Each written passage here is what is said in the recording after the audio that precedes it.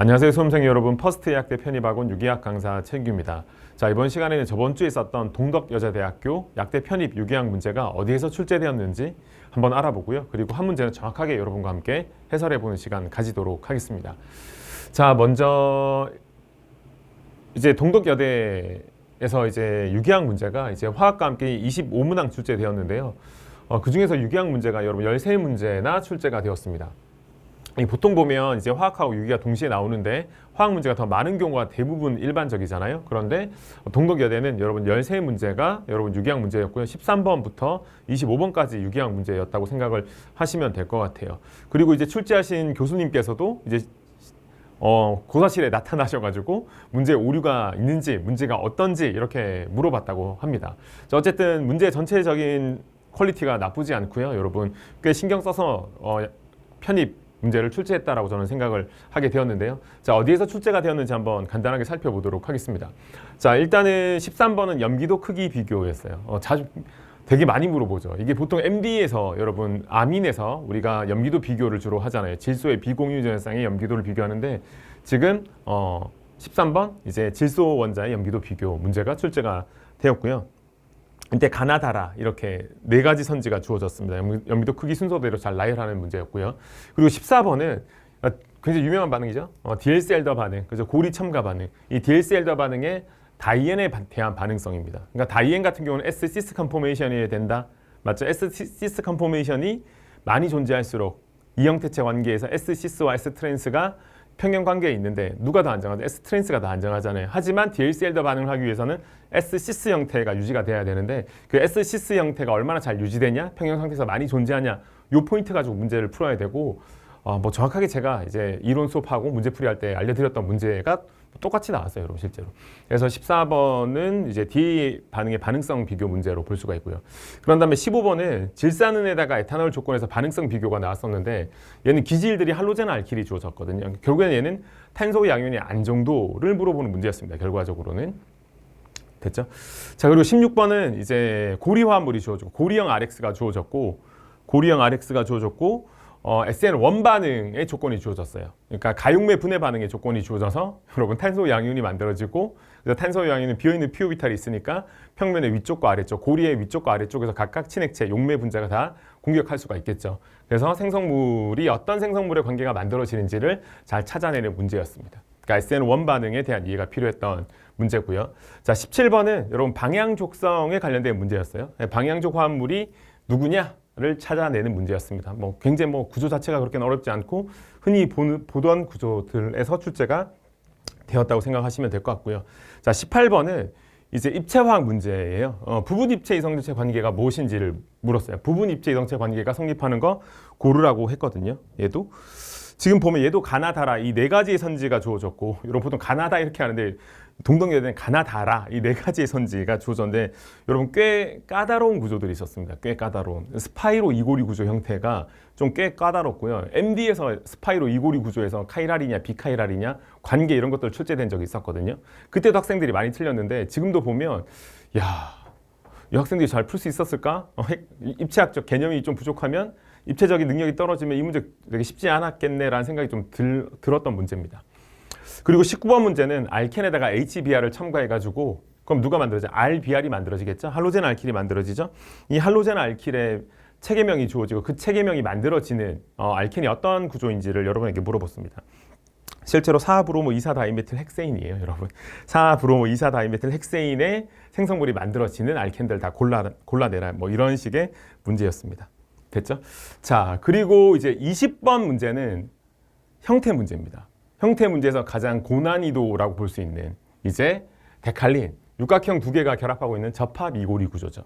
이 데칼린의 형태에서 고시 상호작용의 개수.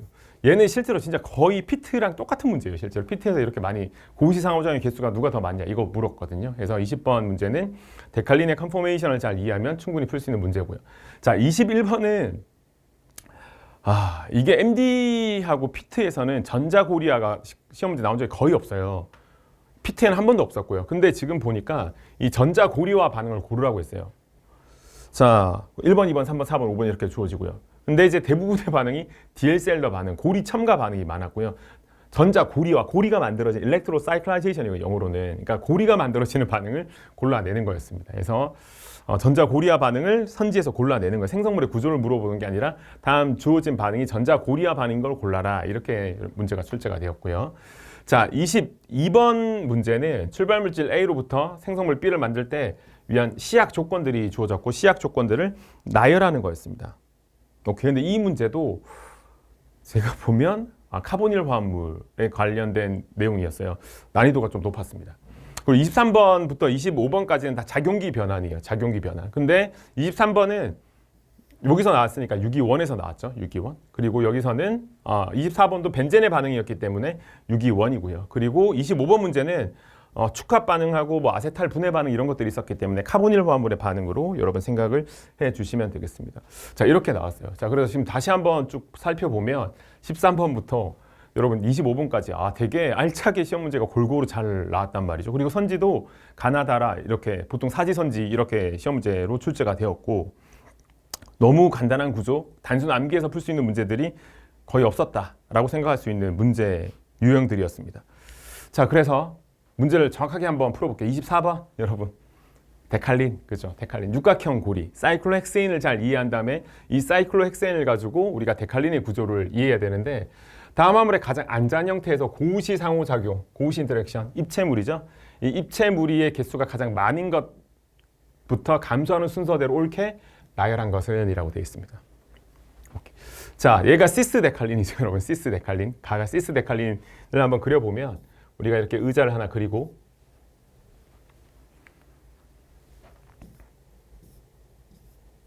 이렇게 의자를 하나 그리고 자, 여기 적도 축, 그죠? 다시 축으로 나란한 본드 그리고 이렇게 표현해주면 이게 시스 데칼린이 됩니다.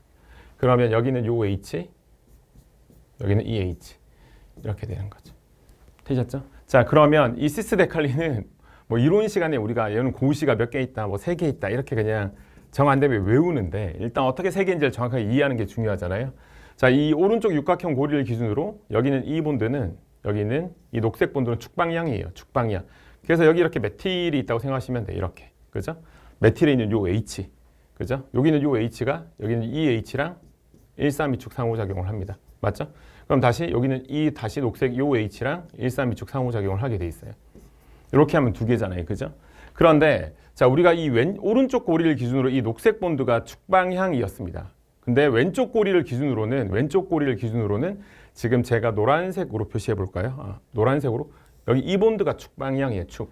그러니까 여기가 축방향이에요. 축방향 여기가 CH3라고 생각하면 되는 거죠. 맞죠? 예, 그러면 여기 1번, 2번, 3번 136 상호작용 이미 카운팅 했으니까 반대로 1번, 2번, 3번 하면 여기 다시 노란색으로 표시하는 제가 표시한 요 H가 다시 얘랑 이렇게 부딪히게 되는 거죠. 이해하시겠죠? 그래서 지금 하나, 둘, 세 개, 몇 개? 3개의 부태인 고시 상호작용이 존재하는구나 이렇게 판단할 수 있어야 됩니다. 됐죠? 이론 시간에도 많이 했고 문풀 시간에도 많이 했던 내용이고 지금 보면 이 녹색 본드하고요. 이 녹색 본드하고 이 노란색 본드의 이면각이 60도입니다. 60도 고시죠? 그죠? 그리고 이 노란색 본드하고 이 노란색 본드는 나란하니까 이 녹색과 이 노란색도 이면각이 60도입니다. 고시란 걸 제가 지금 강조하고 있는 거죠. 맞죠? 그리고 이 녹색 본드하고요. 이 녹색 본드하고 당연히 여기는 이 녹색 본드도 나란한 본드니까 지금 이 녀석과 이 녀석이 이면각이 60도라고 했으니까 당연히 얘랑도 이면각이 몇 도요? 60도. 고시란 걸 여러분에게 설명하는 겁니다. 그래서 시스 데칼린, 치안기가 존재하지 않는 시스 데칼린은 부태인 고시가 몇 개 존재한다? 3개 존재한다. 이렇게 여러분 이해를 하셔야 돼요. 그래서 지금 조금 더 설명을 드리면 지금 우리가 이 구조를 해석하기 위해서 일치환 사이클로헥세인의 메틸 사이클로헥세인을 정확하게 이해하는 게 매우 중요한 거죠. 자, 이렇게 표현하면 이탄소가 sp3니까 고리 안쪽으로 H가 들어오고 여기 세기 대시로 이렇게 메틸기를 표현해 주면 됩니다. 맞죠? 그러면 여기 있는 이 H랑 이렇게 부딪히는 게 1, 3, 2축 상호작용이죠. 제가 표시한 요 상호작용이 바로 이 상호작용이 되는 겁니다. 무슨 말인지 이해하시죠? 그리고 이 왼쪽 고리에 지금 이 녹색 본드는 축방향인 거, 실제로 축방향. 여기는 요 H가 요 H인 거니까. 맞죠? 그리고 뭐 여기는 요 H를 우리는 여기는 이 적도 방향의 H로 생각해 주면 되는 겁니다. 맞죠? 그리고 여기는 CH 결합을 CC 결합, 고리를 여기는 CC 결합으로 이해해 주면 되는 거예요. 됐어요? 자, 이 메틸 사이클로헥세인을 잘 이해하고 요 녀석을 가지고 시스 데칼린의 구조를 잘 여러분 파악해 주시면 되겠죠. 자, 어쨌든 결론은 고시 상호작용이 이렇게 세 개가 존재하고요. 자, 나의 구조를 보면 이번엔 트랜스데칼린이에요. 트랜스데칼린. 트랜스데칼린은 일단 의자를 이렇게 하나 그려주시고 다시 의자를 이렇게 그려주시면 되겠죠. 그리고 여기가 메틸이 있고 여기가 수소. 맞죠? 트랜스데칼린입니다. 고리반전이 안 돼요. 그죠? 네, 그래서 얘를 1번으로 보면 1번, 2번, 3번 이 자리 축방향 수소가 존재하고 다시 1번, 2번, 3번 축방향 수소가 존재하죠. 그래서 이렇게 132축 상호작용을 합니다. 이 132축 메틸하고 축방향 메틸과 축방향 수소의 132축 상호작용이 부테인 고시라는 사실을 알고 있어야 이 문제를 푸는 거예요. 그죠, 여러분? 그리고 오른쪽 고리도 마찬가지로 여기 3번 위치에 수소, 여기 수소가 있으니까 이렇게 132축 상호작용이 생기겠죠. 맞죠? 그러니까 여기는 몇 개 존재해요? 4개 존재합니다. 4개. 그죠? 예. 다시 한번 말씀드리지만 이 메틸사이클로헥세인의 여기는 132축 상호작용이 정확하게 부테인 고시 상호작용과 동일한 입체물이라는 사실을 알고 있어야 이 문제 풀 수 있는 거예요. 그죠? 예. 자, 그래서 나는 4개라고 했고요. 다를 보시면 이번에도 트랜스데칼린이죠. 트랜스데칼린의 구조를 한번 그려보면 의자를 이렇게 하나 그려주시고 다시 이 접변하고 나란한 CC 결합을 그려주시고 트랜스데칼린을 이렇게 그려주시면 되고 여기가 업 H고 여기가 다운 H. 그렇죠? 그리고 여기가 업으로 뭐가 있죠? 메틸이 있죠. 고리반전이 제한되어 있어요. 트랜스데칼린은 고리반전을 고려할 필요가 없어요. 이렇게 그리시면 끝납니다. 맞죠? 예, 그러면 132축 상호작용을 찾아주면 되니까 이렇게 132축 상호작용 하죠. 1번, 2번, 3번이니까 1번, 2번, 3번 이렇게 되겠네. 맞죠? 그럼 여기는 몇 개? 2개가 존재하게 될 겁니다. 맞죠? 그리고 여기는 그냥 트랜스데칼린이에요, 여러분. 트랜스데칼린. 그러니까 트랜스데칼린은 부테인 고시가 존재하지 않죠. 그러니까 의자를 하나 그려주고 이렇게. 그죠? 여기에서 다시 나란한 CC 결합을 그리고 의자를 그리면 이렇게. 오케이? 여기가 축방향 H, 다시 축방향 이렇게 그리면 되겠죠. 이 구조가 이 구조죠. 똑같은 구조죠. 이거 뭐 180도로 회전시켜서 보면 이 구조 똑같은 구조니까요. 여러분 트랜스데칼린입니다. 여기는 부테인 고시가 존재하지 않는다. 0개. 이렇게 여러분 확인해 주시면 되겠습니다. 됐죠? 자, 그럼 가장 많은 것이 나죠. 나. 그런 다음에 가. 그런 다음에 다라. 정답. 나가 다라. 2번. 이렇게 여러분 정답을 확인해 주시면 될 것 같아요. 자, 그래서 보세요, 여러분. 이게 지금 데칼린의 구조는 그냥 유기화가 대충 공부하거나 고리형 알켄에서 육각형까지만 공부하고 그냥 넘어가 버리면 이 문제 전혀 접근할 수가 없겠죠. 더군다나 시스 데칼린의 구조를 그리는 연습들은 꽤 많이 해야 된다고 제가 말씀을 드렸었어요. 수업 시간에도. 자, 그래서 시스 트랜스 데칼린의 구조로부터 입체물이 부테인 고시 상호작용의 개수를 찾아내는 문제로 이렇게 출제가 됐습니다. 그러니까 딱 봐도 대충 공부했다, 유기학을. 맞추기 힘들죠. 오케이. 자, 그러면 제가 이제 그 올해 2025 대비했던 이제 작년이네요. 했던 강의 중에 기출 앤 예상 문제에서 2개의 메틸 그룹이 서로 고시 관계인 것을 골라라 이렇게 했죠. 맞죠? 예, 시스 데칼린. 이때 시스 그리고 이면각 60도 찾고 했겠죠, 여러분? 얘도 기출 앤 예상 문제에서 했는데 예, 시스 데칼린, 트랜스 데칼린 이렇게 주어져 있죠. 오케이. 여기도 뭘 물어봤죠? 여러분 고시 상호작용의 개수를 물어봤죠. 예. 여러분 얘네들 다 기출 문제긴 한데 MDP 문제입니다. MDP 문제. MDP 문제를 많이 참고해서 낸 게 그냥 눈에 보여요. 많은 문제에서 동덕여대는 지금 보면. 됐죠? 오케이. 자, 그래서 이제 결론을 내고 이제 영상을 마무리하려고 하는데요. 자, 보시면 여러분 MDP 무형의 문제들이 출제되고 있습니다. 네, 합답형 문제도 출제되고 있으니까 MDP 기출 문제를 잘 풀어보고 특히나 고난이도에 해당하는 문제들도 접해보면 동덕여대는 충분히 커버가 가능할 겁니다. 좋은 공부가 될 거예요. 그리고 난이도는 하보다는 여러분 꽤 어렵다라는 생각을 많이 하게 됐습니다. 꽤 어려운 수준의 문제가 출제되고 있다. 반응도 딱 봐도 카보닐 화합물의 구조들 딱 보면 여러분 풀 수 있을까라는 생각이 좀 들어요. 유기학을 꽤 잘하지 않고는 좀 이게 좀 쉽지 않겠구나라는 생각이 좀 많이 들었고, 그리고 이게 문제가 또 어려운 게 지금 이 작용기 변화 문제가 쭉 나왔잖아요. 지금 23, 24, 25에 작용기 변화 문제가 출제됐는데 보통 제가 보는 일반적인 편입의 작용기 변화 문제는 반응물 A가 주어지고 반응 시약 조건이 일단 하나 주어지고 생성물 B의 구조가 뭐냐, 이게 일반적인 편입 스타일의 문제죠. 여러분 예전에 그 피트나 MD가 좀 어려웠을 때 시험 문제를 보면 이 반응물이 주어지고 생성물 B를 여러분 찾아내야 되는데 1번 조건, 2번 조건, 3번 조건, 4번 조건 이렇게 주어집니다. 그러면 A가 1번과 반응해서 생성물이 만들어지고 그 녀석을 다시 2번과 반응시켜서 생성물이 만들어지고 다시 그 녀석을 3번과 반응시켜서 생성물이 만들어지고 그 녀석을 4번과 반응시켜서 최종 생성물 B를 그려야 되잖아요. 지금 이게 문제가 한 문제지만 따지고 보면 네 가지의 반응을 다 알아야지만 정답을 맞출 수 있는 문제가 보통 MDP 문제였잖아요. 동독여대가 여러분 다 이렇게 나왔습니다. 이렇게. 조건이 4개야 여러분. 가나다라 선지가 4개가 주어지고 또 오케이. 예, 그러니까 작용기 변화 문제도 한 문제라고 보지만 가나다라니까 선지가 4개잖아요. 근데 반응 조건이 또 4개씩 있어. 그럼 반응을 따지면 반응의 개수로 따지면 한 15개, 16개를 알아야지만 정답을 맞출 수 있다는 얘기가 되는 거거든요. 굉장히 골고루 나온 편인 거죠. 그리고 생각보다 유기구조들이 좀 까다로웠어요. 특히나 입체화학에서. 모든 문제가 그런 건 아니지만 아까도 말씀드렸다시피 스파이로 이고리 구조 나왔어요. 90도 이러고 이거. 네. 이거 돌리면 헷갈리잖아. 고리가 2개가 이렇게 접점을 가지고 붙어 있으니까. 회전시키다 보면 나도 회전하게 되니까 이게 또 헷갈린다고요. 그죠? 부분 입체 성체 관계인지 이게 또 거울상 성체 관계인지 또 이렇게 헷갈려 버리죠. 그러니까 유기를 좀 공부해야 돼. 확실히 공부해야지만 맞출 수 있는 문제였고요. 그래서 이제 말씀을 드리면 유기1하고 유기2는 반드시 꼼꼼하게 공부하셔야 되고요. 단순 암기식으로 공부하면 실제로 여러분 고득점하기 힘듭니다. 그러니까 제가 편입 문제 보면 예전에 이제 MDP, 특히나 피트 할 때 학생들한테 제가 뭐 수업 들으면 무조건 만점 받을 수 있어요. 이런 말 한 적이 단 한 번도 없거든요. 문제가 어려웠기 때문입니다.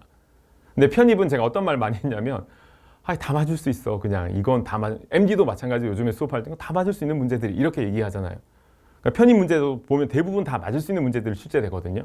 근데 동덕여대는 유기 공부를 좀 해야지만 다 맞출 수 있겠는데 이런 느낌을 조금 받았던 시험입니다. 그래서 지금 보면 2025 대비해서 제가 작년에 이제 필수 이론하고 유기 천재하고 이제 기출 문제, 기출 N 예상 문제하고 유기 반응 정리, 유기 반응 정리에서 전자 고리아도 제가 소개를 했었거든요. 예. 다 해결되는 알려드린 문제는 없습니다. 실제로 다 이제 풀 수 있는 문제들이에요.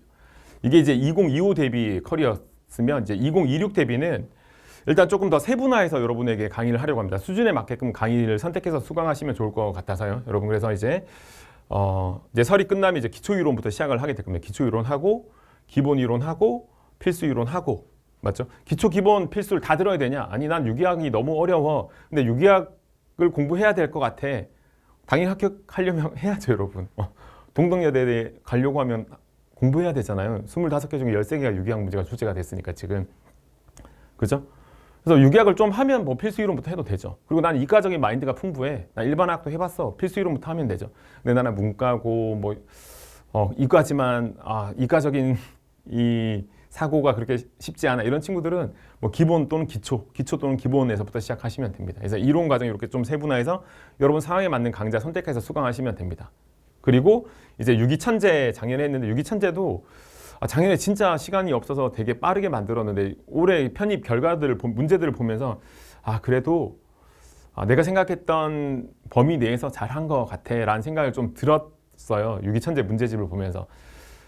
저도 이제 되게 어려운 유기학 문제, 제가 피트도 했고 MD도 뭐 하고 있으니까 어려운 유기학 문제들 그래도 꽤 가지고 있는 편인데 그런 것들 하나도 사용하지 않았거든요.